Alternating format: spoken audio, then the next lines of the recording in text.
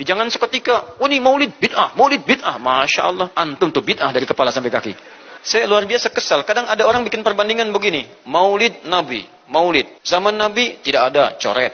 Zaman sahabat tidak ada, coret. Zaman tabi'in tidak ada, coret. Zaman ini ada, lalu diserupakan lah yang ikut-ikut ke sini. Antum kalau mengamalkan hukum seperti ini fatal. Zakat pakai beras. Zaman Nabi, coret. Zaman sahabat, coret.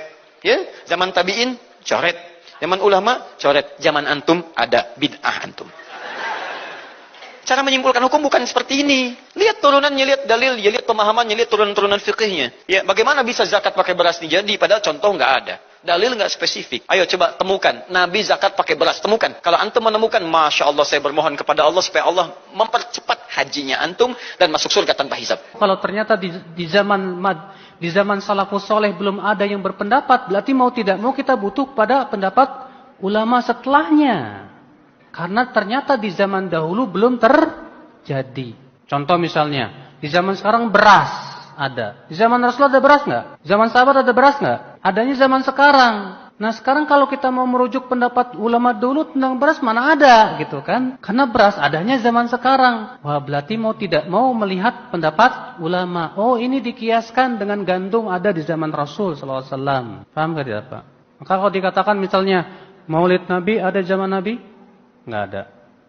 Zaman sahabat? Nggak ada. Zaman tabi'in? Nggak ada. Zaman sekarang? Ada. Sama dengan bid'ah. Betul.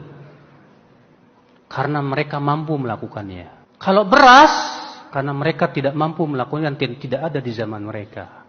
Paham tidak Pak? Bedakan dua masalah ini loh Pak. Menyamakan dua masalah ini sesuatu ya, menyamakan dua permasalahan yang tidak sama. Kenapa? Karena kalau tadi memang di zaman mereka mampu mereka melakukan. Pendorongnya ada tidak?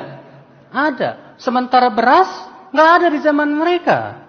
Gimana kita akan katakan berarti beras bid'ah dong? Oh nggak bisa. Maaf ya, saya sedang membantah pendapat seorang ustadz masalahnya. Boleh-boleh aja dong membantah, ya, selama dengan hujah nggak masalah kan? Ikhwata Islam azani Allah wa iyyakum.